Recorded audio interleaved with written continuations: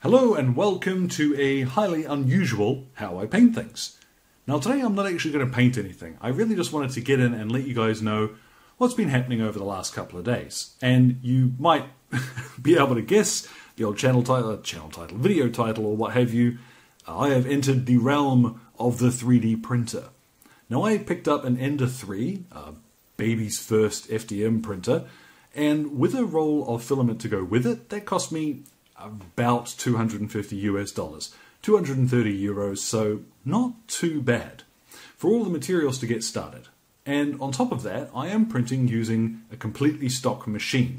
No upgrade parts, nothing. All it is that I'm doing here is with a stock machine and just slicer settings. Now slicing is the software that you're going to use to slice a model into layers so that the printer can actually print the thing. Now, on the left here, I've got one that I've done very little cleanup to. You can probably still see some of the stringing and some of the ugly little bits in the window, but that's not too bad. This stag hound here, for example, I printed, primed it straight away, and just painted it exactly as it came off the machine. Whereas this fella here next to it, you can probably tell I've spent a little bit of time, it's not quite finished, but I have sanded and smoothed out some of the surfaces on it.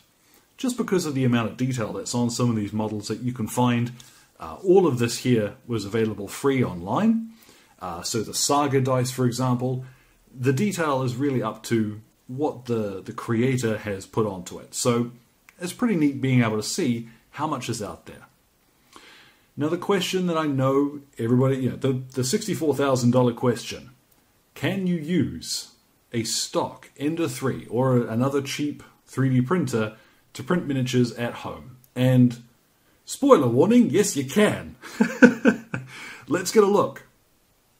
Now it's a little hard to see them because this fluorescent green PLA filament is a little hard to see on camera, but this is Grond. You might remember him from when I did the Hero Forge review, and funnily enough, he is a sculpt from Hero Forge.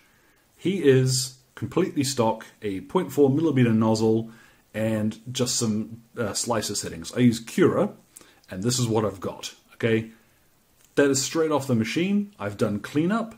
I've used a pair of clippers and a knife just to shave away a couple of little details. There is no filing. You can barely hear the layer lines, okay? I have been super impressed.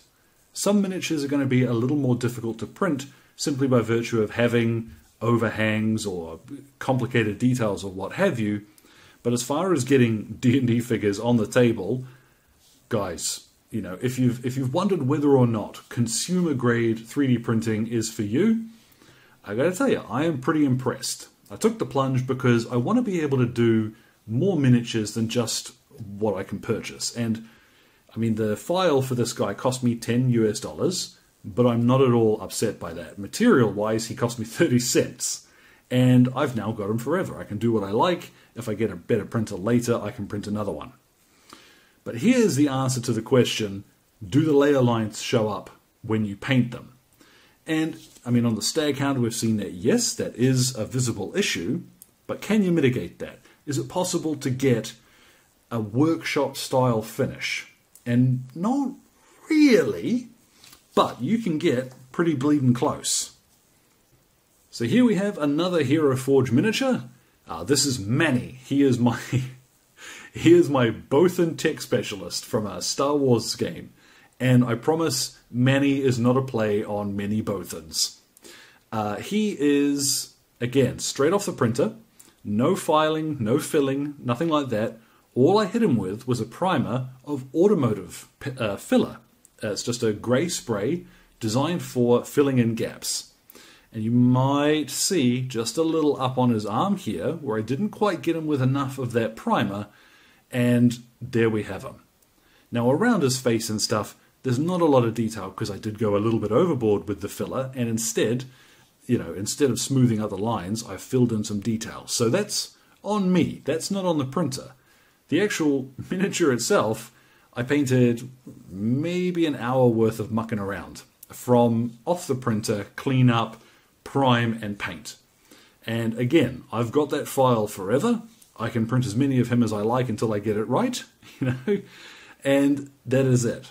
That is really, I'm pretty impressed. So you're going to see a lot more of this from me because, like I said, it lets me do things that I would not normally touch.